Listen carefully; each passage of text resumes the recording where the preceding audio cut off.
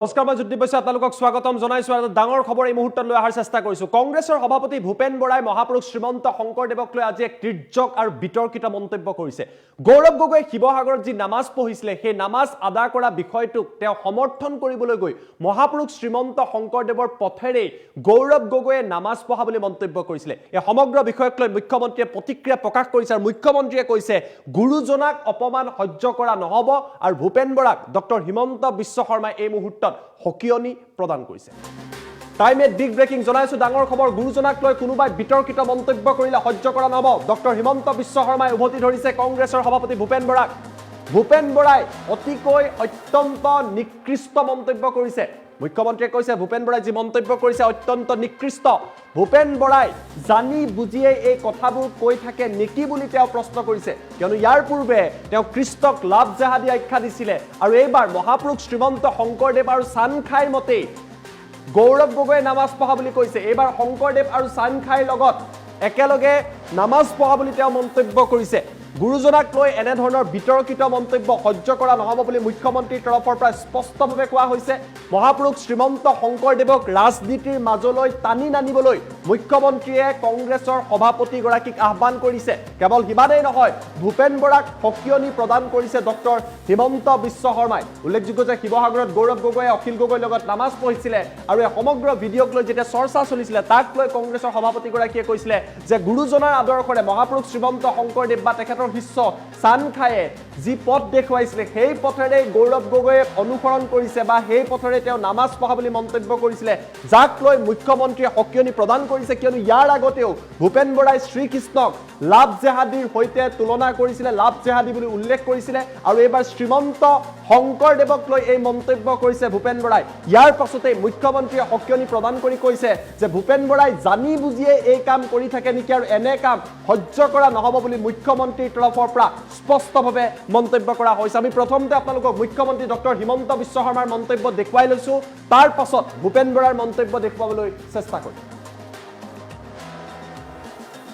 ভূপেন বৰাৰ মই বাইটটো দেখিছো অত্যন্ত নিকৃষ্ট বাইট গৰ্হিত বাইট আৰু তেওঁ জানি বুজি এইবোৰ কথা কৈ থাকে নে কি কয় মই নাজানো আগতে কৃষ্ণক লাভ জেহাদী কলে এইবাৰ কৈছে যে শংকৰদেৱে চানখাৰ লগত একেলগে নামাজ পঢ়িছিলে তেওঁ এইটোৱে বুজাইছে নাম কীৰ্তন শিকোৱা আৰু নামাজ পঢ়াৰ মাজত বহুত পাৰ্থক্য গৌৰৱ গগৈয়ে নাম কীৰ্তন কৰাৰ কাৰণে মানুহে তেওঁক সমালোচনা কৰা নাই তেওঁক নামাজ পঢ়াৰ কাৰণে আৰু ৰাম মন্দিৰ বয়কট কৰাৰ কাৰণে তেওঁক মানুহে সমালোচনা কৰিছে যে আপুনি এজন হিন্দু মানুহ নামাজ পঢ়িছে আমাৰ কোনো আপত্তি নাই আপোনাৰ মনত ভাল পোৱা আছে আমিও ঈদক লৈ শুভেচ্ছা দিছো আমাৰ কোনো এনেকুৱা কথা নাই আমি সৰ্বধৰ্ম সমভাৱত বিশ্বাস কৰো কিন্তু প্ৰশ্নটো হৈছে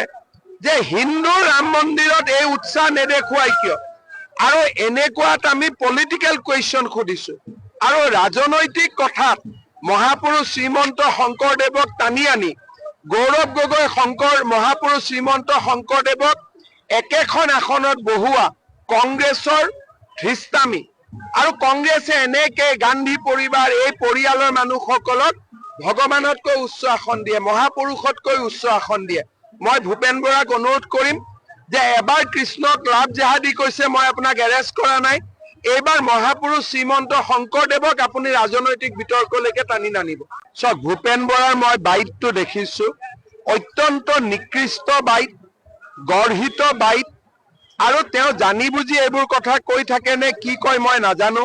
আগতে কৃষ্ণক লাভ জেহাদী কলে এইবাৰ কৈছে যে শংকৰদেৱে চানখাৰ লগত একেলগে নামাজ পঢ়িছিলে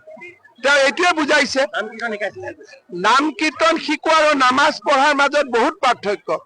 গৌৰৱ গগৈয়ে নাম কীৰ্তন কৰাৰ কাৰণে মানুহে তেওঁক সমালোচনা কৰা নাই তেওঁক নামাজ পঢ়াৰ কাৰণে আৰু ৰাম মন্দিৰ বয়কট কৰাৰ কাৰণে তেওঁক মানুহে সমালোচনা কৰিছে যে আপুনি এজন হিন্দু মানুহ নামাজ পঢ়িছে আমাৰ কোনো আপত্তি নাই আপোনাৰ মনত ভাল পোৱা আছে আমিও ঈদক লৈ শুভেচ্ছা দিছো আমাৰ কোনো এনেকুৱা কথা নাই আমি সৰ্বধৰ্ম সমভাৱত বিশ্বাস কৰো কিন্তু প্ৰশ্নটো হৈছে যে হিন্দু ৰাম মন্দিৰত এই উৎসাহ নেদেখুৱাই কিয় আৰু এনেকুৱাত আমি পলিটিকেল কুৱেশ্যন সুধিছো আৰু ৰাজনৈতিক কথাত মহাপুৰুষ শ্ৰীমন্ত শংকৰদেৱক টানি আনি গৌৰৱ গগৈ মহাপুৰুষ শ্ৰীমন্ত শংকৰদেৱক একেখন আসনত বহোৱা কংগ্ৰেছৰ ধৃষ্টামি আৰু কংগ্ৰেছে এনেকে গান্ধী পৰিবাৰ এই পৰিয়ালৰ মানুহসকলক ভগৱানতকৈ উচ্চ আসন দিয়ে, মহাপুৰুষতকৈ উচ্চ আসন দিয়ে। মই ভূপেন বৰাক অনুৰোধ কৰিম যে এবাৰ কৃষ্ণক লাভ জেহাদী কৈছে, মই আপোনাক এৰেষ্ট কৰা নাই, এইবাৰ মহাপুৰুষ শ্ৰীমন্ত শংকৰদেৱক আপুনি ৰাজনৈতিক বিতৰ্কলৈকে টানি নানিব।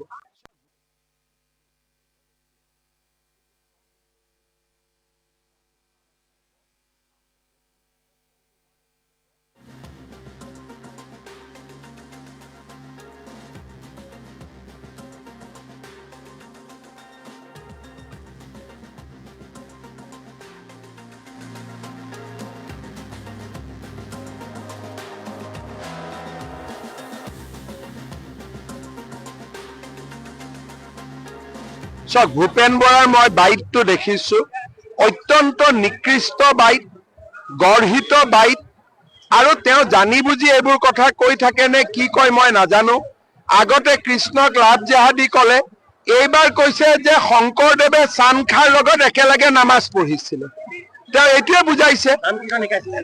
নাম কীৰ্তন শিকোৱা আৰু নামাজ পঢ়াৰ মাজত বহুত পাৰ্থক্য। গৌৰৱ গগৈয়ে নাম কীৰ্তন কৰাৰ কাৰণে মানুহে তেওঁক সমালোচনা কৰা নাই, তেওঁক নামাজ পঢ়াৰ কাৰণে আৰু ৰাম মন্দিৰ বয়কট কৰাৰ কাৰণে তেওঁক মানুহে সমালোচনা কৰিছে। যে আপুনি এজন হিন্দু মানুহ, নামাজ পঢ়িছে, আমাৰ কোনো আপত্তি নাই, আপোনাৰ মনত ভাল পোৱা আছে, আমিও ঈদক লৈ শুভেচ্ছা দিছো, আমাৰ কোনো এনেকুৱা কথা নাই, আমি সৰ্বধৰ্ম সমভাৱত বিশ্বাস কৰো। কিন্তু প্ৰশ্নটো হৈছে যে হিন্দু ৰাম মন্দিৰত এই উৎসাহ নেদেখুৱাই কিয়? আৰু এনেকুৱাত আমি পলিটিকেল কুৱেশ্যন সুধিছো আৰু ৰাজনৈতিক কথাত মহাপুৰুষ শ্ৰীমন্ত শংকৰদেৱক টানি আনি গৌৰৱ গগৈ মহাপুৰুষ শ্ৰীমন্ত শংকৰদেৱক একেখন আসনত বহোৱা কংগ্ৰেছৰ ধৃষ্টামি আৰু কংগ্ৰেছে এনেকে গান্ধী পৰিবাৰ এই পৰিয়ালৰ মানুহসকলক ভগৱানতকৈ উচ্চ আসন দিয়ে, মহাপুৰুষতকৈ উচ্চ আসন দিয়ে। মই ভূপেন বৰাক অনুৰোধ কৰিম যে এবাৰ কৃষ্ণক লাভ জেহাদী কৈছে, মই আপোনাক এৰেষ্ট কৰা নাই, এইবাৰ মহাপুৰুষ শ্ৰীমন্ত শংকৰদেৱক আপুনি ৰাজনৈতিক বিতৰ্কলৈকে টানি নানিব। চাওক, ভূপেন বৰাৰ মই বাইটটো দেখিছো, অত্যন্ত নিকৃষ্ট বাইট, গৰ্হিত বাইট, আৰু তেওঁ জানি বুজি এইবোৰ কথা কৈ থাকে নে কি কয় মই নাজানো। আগতে কৃষ্ণক লাভ জেহাদী কলে, এইবাৰ কৈছে যে শংকৰদেৱে চান খাৰ লগত একেলগে নামাজ পঢ়িছিলে। তেওঁ এইটোৱে বুজাইছে। নাম কীৰ্তন শিকোৱা আৰু নামাজ পঢ়াৰ মাজত বহুত পাৰ্থক্য। গৌৰৱ গগৈয়ে নাম কীৰ্তন কৰাৰ কাৰণে মানুহে তেওঁক সমালোচনা কৰা নাই, তেওঁক নামাজ পঢ়াৰ কাৰণে আৰু ৰাম মন্দিৰ বয়কট কৰাৰ কাৰণে তেওঁক মানুহে সমালোচনা কৰিছে। যে আপুনি এজন হিন্দু মানুহ, নামাজ পঢ়িছে, আমাৰ কোনো আপত্তি নাই, আপোনাৰ মনত ভাল পোৱা আছে, আমিও ঈদক লৈ শুভেচ্ছা দিছো, আমাৰ কোনো এনেকুৱা কথা নাই, আমি সৰ্বধৰ্ম সমভাৱত বিশ্বাস কৰো। কিন্তু প্ৰশ্নটো হৈছে যে হিন্দু ৰাম মন্দিৰত এই উৎসাহ নেদেখুৱাই কিয়? আৰু এনেকুৱাত আমি পলিটিকেল কুৱেশ্যন সুধিছো আৰু ৰাজনৈতিক কথাত মহাপুৰুষ শ্ৰীমন্ত শংকৰদেৱক টানি আনি গৌৰৱ গগৈ মহাপুৰুষ শ্ৰীমন্ত শংকৰদেৱক একেখন আসনত বহোৱা কংগ্ৰেছৰ ধৃষ্টামি আৰু কংগ্ৰেছে এনেকে গান্ধী পৰিবাৰ এই পৰিয়ালৰ মানুহসকলক ভগৱানতকৈ উচ্চ আসন দিয়ে, মহাপুৰুষতকৈ উচ্চ আসন দিয়ে। মই ভূপেন বৰাক অনুৰোধ কৰিম যে এবাৰ কৃষ্ণক লাভ জেহাদী কৈছে, মই আপোনাক এৰেষ্ট কৰা নাই, এইবাৰ মহাপুৰুষ শ্ৰীমন্ত শংকৰদেৱক আপুনি ৰাজনৈতিক বিতৰ্কলৈকে টানি নানিব।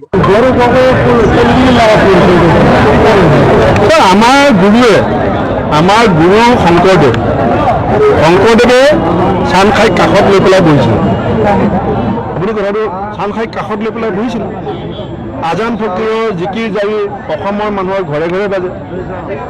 গৌৰৱ গগৈয়ে চান খাই যিটো পথ দেখাইছিলে, শংকৰদেৱে যিটো দেখাইছিলে, সেইফালে গৈছে। আমাৰ গুৰু শংকৰদেৱে চান খাই কাষত লৈ পেলাই বহিছিল। আপুনি কথাটো চানখাইক কাষত লৈ পেলাই বহিছিল আজান ফকীৰৰ জিকিৰ জাৰি অসমৰ মানুহৰ ঘৰে ঘৰে বাজে গৌৰৱ গগৈয়ে চানখাইয়ে যিটো পথ দেখাইছিলে শংকৰদেৱে যিটো দেখাইছিলে সেইফালে গৈছে গৌৰৱ গগৈয়ে পলিটিকেল নামাজ কৰিছে আমাৰ গুৰু শংকৰদেৱে চানখাইক কাষত লৈ পেলাই বহিছিল আপুনি কথাটো চানখাইক কাষত লৈ পেলাই বহিছিল আজান ফকীৰৰ জিকিৰ জাৰি অসমৰ মানুহৰ ঘৰে ঘৰে বাজে গৌৰৱ গগৈয়ে চানখাইয়ে যিটো পথ দেখাইছিলে শংকৰদেৱে যিটো দেখাইছিলে সেইফালে গৈছে গৌৰৱ গগৈয়ে পলিটিকেল নামাজ কৰিছে আমাৰ গুৰু শংকৰদেৱে চানখাইক কাষত লৈ পেলাই বহিছিল আপুনি কথাটো চানখাইক কাষত লৈ পেলাই বহিছিল আজান ফকীৰৰ জিকিৰ জাৰি অসমৰ মানুহৰ ঘৰে ঘৰে বাজে